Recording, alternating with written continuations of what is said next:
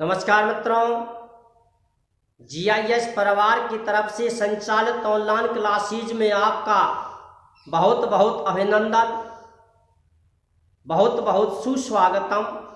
मित्रों, आप पढ़ रहे थे कि वाक्य में प्रत्ययों का प्रयोग कैसे करें।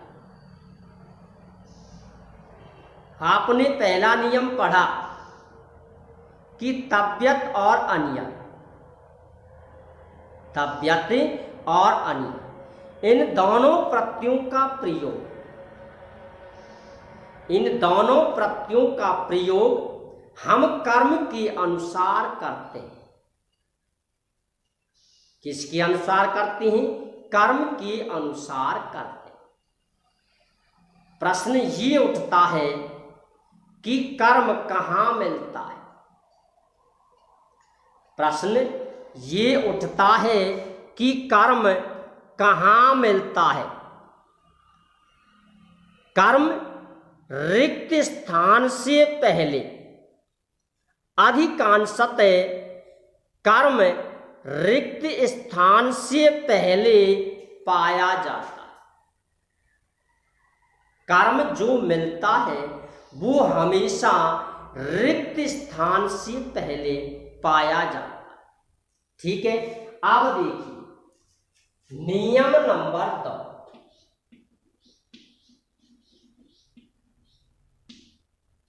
तबियत और अनियत, इन प्रत्ययों को छोड़कर, यानी इसका मतलब है कि शेष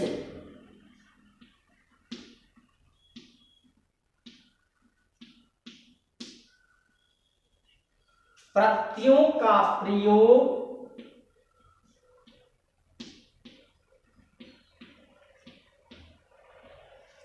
शेष प्रत्ययों का प्रयोग कर्ता के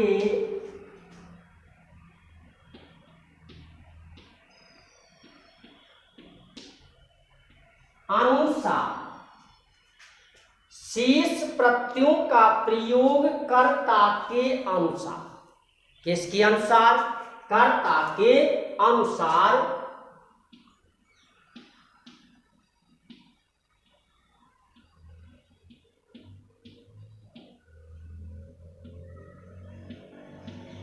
किया जाता। शेष जो प्रत्यय हैं उनका प्रयोग कर्ता के अनुसार किया जाता। जो कर्ता की जो पहचान है, कर्ता अधिकांशतः प्रारंभ में होता है, लेकिन ये आवश्यक नहीं। तो इसकी आप असलियत पहचान करें। जो कार्य को करता, जो कार्य को करता है उसे हम कर्ता कहते हैं। अब वो कहाँ है ये आपको देखना। ठीक, अब देखिए, जैसे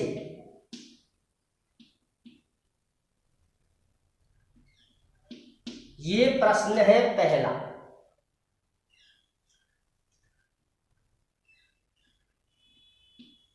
सह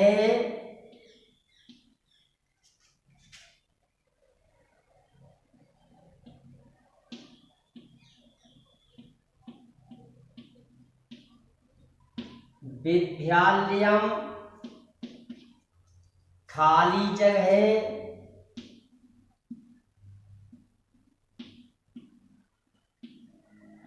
धातु है गम और प्रत्यय है सत्य। ये पहला वाक्य है। ठीक, अब देखिए नंबर 2, तौ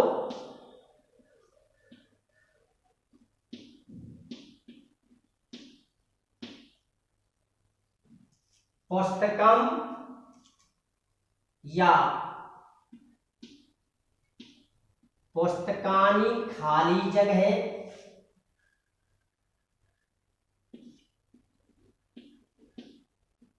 पठ प्लस सत्र, ये दो वाक्य हैं। अब देखिए आपको प्रत्यय लगाना है सत्र। कौन सा प्रत्यय? सत्र। यहां भी प्रत्यय जोड़ना है सत्र।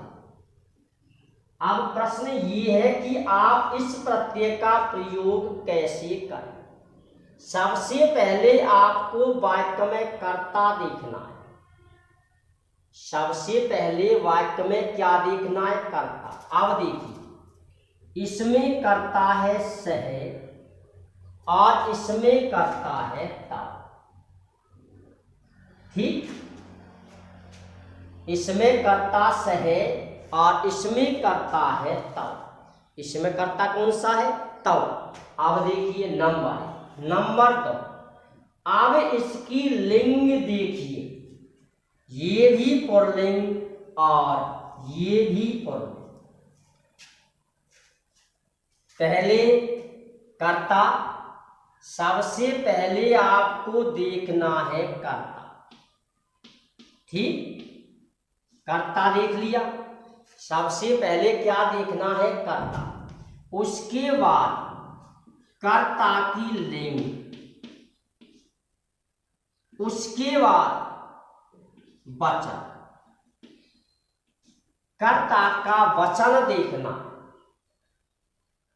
लिंग पुल्लिंग, लिंग पुल्लिंग, वचन एक वचन, वचन द्विवचन।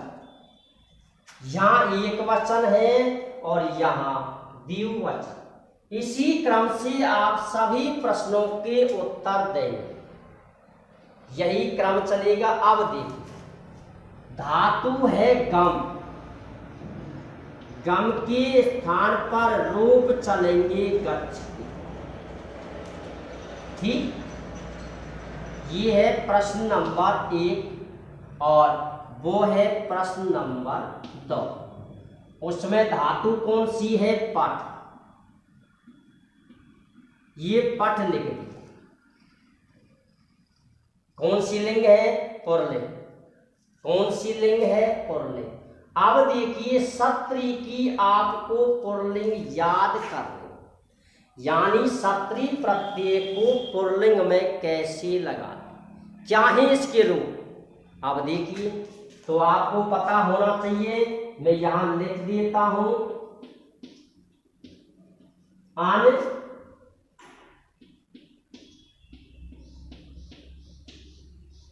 अंतौ, अंत, ये है पुल्लिंग।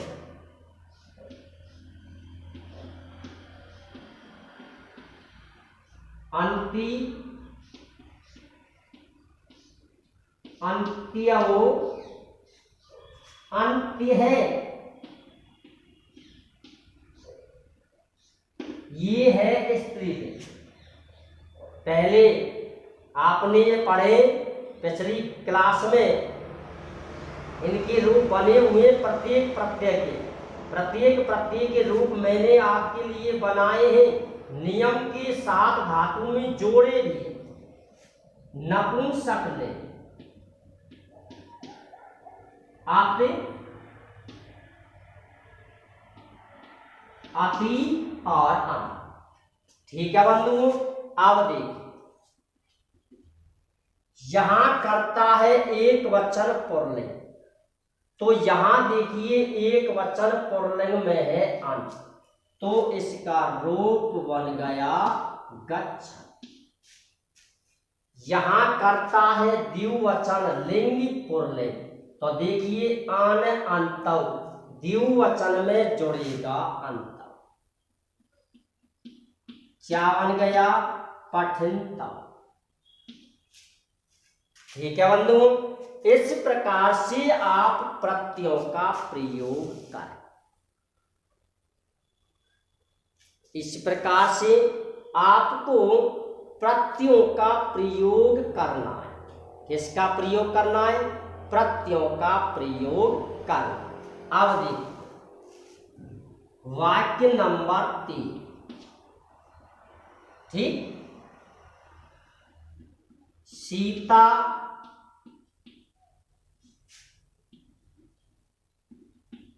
जलम, सीता जलम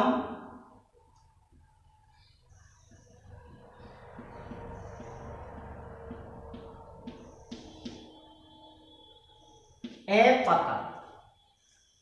इसमें जोड़ना है आ प्लस नी प्लस में सत्य। क्रम से चलेंगे, क्रम बाय क्रम, स्टेप बाय स्टेप प्रत्ययों का प्रयोग करेंगे। प्रत्येक प्रत्यय के आपके लिए उदाहरण मिलेंगे। अब देखिए, पहले सत्री प्रत्यय के उदाहरण, उसके बाद सानच प्रत्यय की उदाहरण, उसके बाद तदत प्रत्यय प्रारंभ होंगे। ठीक है बंधु। अब देखिए, ये जो सत्री प्रत्यय है इसके अर्थ है दो। एक अर्थ तो है रहा रहे, ठीक, और दूसरा अर्थ है हुआ हुई हुई। जब अंत में इसका प्रयोग करते हैं तो पहचान आती है रहा है, रही है, रहे। तो इसका अर्थ हो गया वह विद्यालय जा रहा है। ठीक, वे दोनों पुस्तक पढ़ रहे हैं, वे दोनों पुस्तक पढ़ रहे हैं। अब यहां देखिए, बीच में यदि आता है तो उसका अर्थ होता है हुआ हो। किस में लगता है प्रत्यय? धातु। तो देखिए, जब वाक्य में दो या दो से अधिक क्रिया दी हुई हो या एक क्रिया दी हुई हो तो रहा रही पहचान मिलेगी।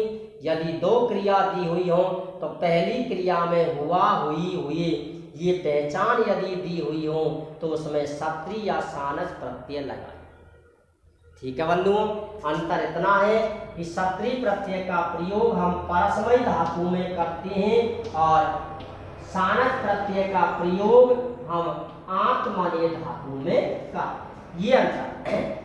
अब देखिए, सीता जलम खाली जगह अपतत यानी पहली क्रिया है तो इसका अर्थ हो गया हुआ। अब देखिए, नी माने ले जाना, आनी माने ला, तो इसका अर्थ हो गया सीता जल लाती हुई, लाती हुई अपतत गिर पड़ी। सीता जल लाती हुई गिर पड़ी। सीता जब जल ला रही थी तो रास्ते में किसी कारण से वो गिर पड़ी। तो अब देखिए, अब यहां देखिए, देखिए कर्ता है सीता, नंबर 1 कर्ता कौन है? सीता। लिंग है स्त्री। कितने वचन? एक वचन। कितने वचन? एक वचन। अब देखिए, स्त्री लिंग एक वचन क्या जुड़ेगा? अंत। स्त्री लिंग एक वचन इसमें जुड़ेगा अंत। क्या जुड़ेगा बंधुओं? अंति। तो देखिए, इसका बन गया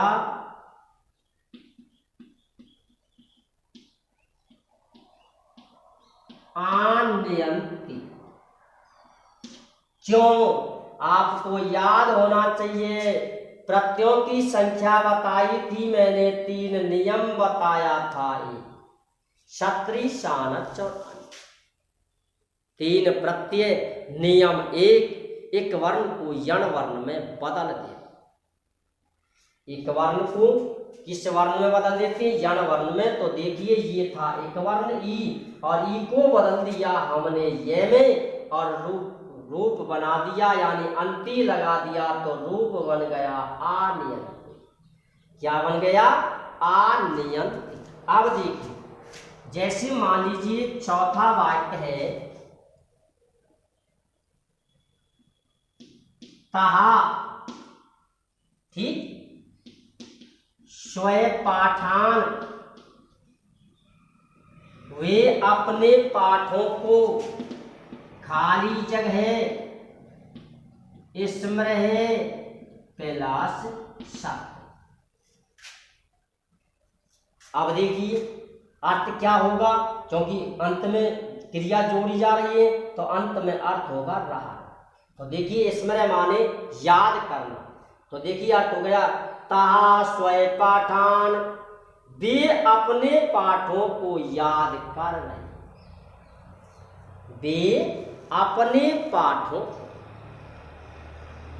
ताहा, अब देखिए ये लिंग है, कर्ता कौन है, ताहा, लिंग है स्त्रीलिंग, वचन है बहुवचन। कर्ता ताहा, लिंग स्त्रीलिंग, वचन बहुवचन। अब देखिए स्त्रीलिंग बहुवचन, इसमें जुड़ेगा अंत्य है। क्या जुड़ेगा, अंत्य है। क्या जुड़ेगा, अंत्य है। तो इसका रूप बन गया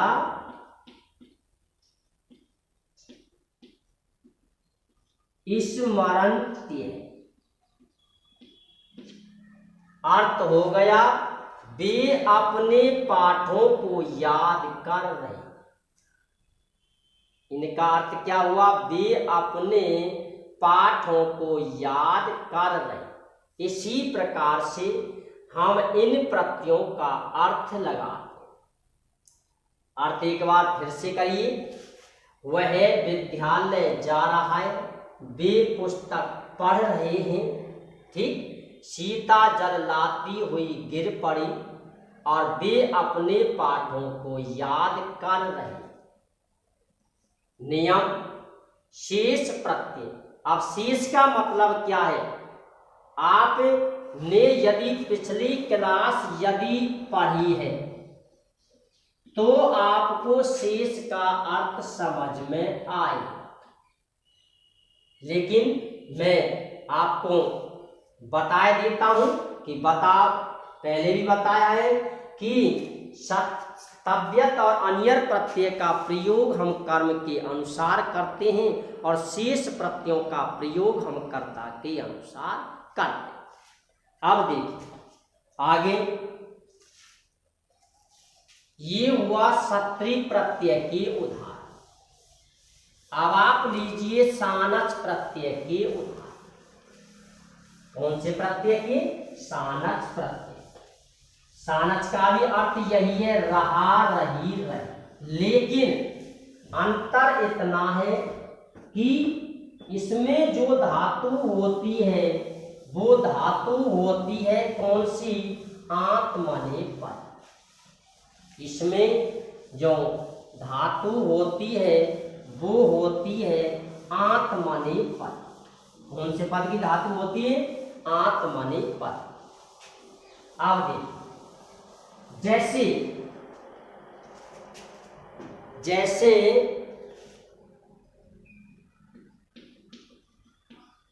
ये है सानच, मैंने लिख दिया। इसी के उदाहरण,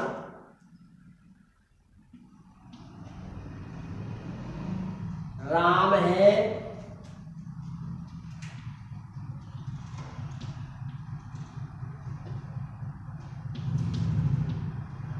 वृत्तान, खाली जगह, सेब प्लस सानच। नंबर 1, नंबर 2 सा,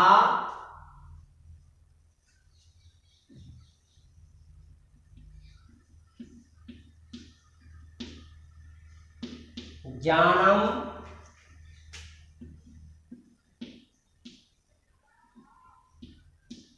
लव प्लस सानच। वाक्य नंबर 3,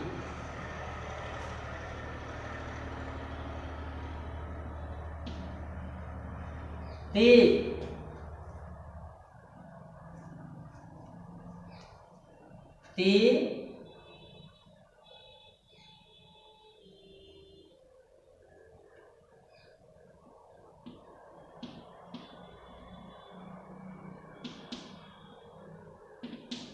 कार्यम क्रि प्लस सान। वाक्य नंबर 4, सर्वे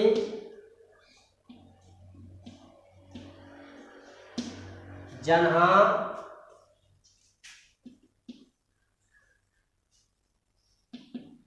सर्वे जन्हा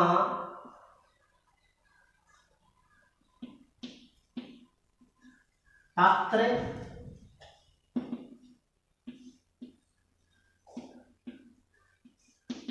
अस्य प्लस सान। अब देखिए, सबसे पहले आपको देखना है कर्ता। इसमें कर्ता है राम, इसमें कर्ता है सा, इसमें कर्ता है ते और इसमें कर्ता है सर्वे जन। ठीक, प्रत्यय जोड़ना है सानच। सानच के जो रूप बनते हैं इसका शेष रहता है आम। पुल्लिंग में राम की तरह, स्त्रीलिंग में रमा की तरह और नपुंसक लिंग में फल की तरह इसके रूप बनते। आने आनो आन्हा, आना आने आन्हा, आनम आने आना। नियम वही है, जिनमें परिवर्तन होता है, नियम लगता है, उनमें आन लगाते हैं और शीश में मान लगाते। शीश में क्या लगाते हैं? मान। अब देखिए, धातु है से, इसमें एक वर्ण है नहीं, तो नंबर 1 शिव क्या जुड़ेगा? मान, ये जोड़ दिया। नंबर 2 धातु है लव, लव में क्या जुड़ेगा? मान, क्योंकि इसके अंत में मात्रा नहीं है, अर्थात एक वर्ण नहीं। अब नंबर 3 लीजिए, धातु है क्री, इसके रूप जब बनते हैं तो इसका बन जाता है कुर्बान। ठीक। नंबर 4 धातु है अस, और अस की जब मैंने इसीलिए इसका उदाहरण दिया है, आसीन इसका रूप बनता है। अब हमें इनमें विभक्ति जोड़नी है, किसके अनुसार? कर्ता के अनुसार। अब देखिए, इसमें कर्ता है राम, कौन सी लिंग? पुल्लिंग। कितने वचन? एक वचन। तो देखिए, ये बन गया शिवमान। क्या बन गया? शिवमान। अगला देखिए, इसमें कर्ता है सा, कौन सी लिंग? स्त्रीलिंग, तो इसका बन गया शिवमान। इसका क्या बना? शिवमान। इसमें कर्ता है ते। अब ते या तो द्विवचन है और या बहुवचन है। या तो ते द्विवचन है और या ते है बहुवचन। इसकी पहचान हम कैसे करें? इसकी पहचान हम क्रिया से कर सकते हैं, लेकिन या तो क्रिया हमें जोड़नी है। जब क्रिया से प्रत्यय जोड़ा जाता है तो उसकी पहचान, यदि उसके बाद में कोई संज्ञा दी हुई हो, यदि उसके बाद कोई संज्ञा दी हुई हो तो हम उससे पहचान कर सकते। लेकिन यदि क्रिया नहीं हो, यदि क्रिया नहीं हो तो हम उसे पुल्लिंग मानते। अब देखिए, यहाँ कोई संज्ञा नहीं है, जिसके कारण हमें ये पता लग सके कि ये स्त्रीलिंग है या पुल्लिंग है या नपुंसक है। इसलिए इसके रूप हम पुल्लिंग में ही बनाए। तो देखिए ये बन गया कुर्बान, कितने वचन, पुल्लिंग में कितने वचन होता है, द्विवचन, बहुवचन, से तौ ते, तो ये बन गया कुर्बान है, कुर्बानौ, कुर्बाना।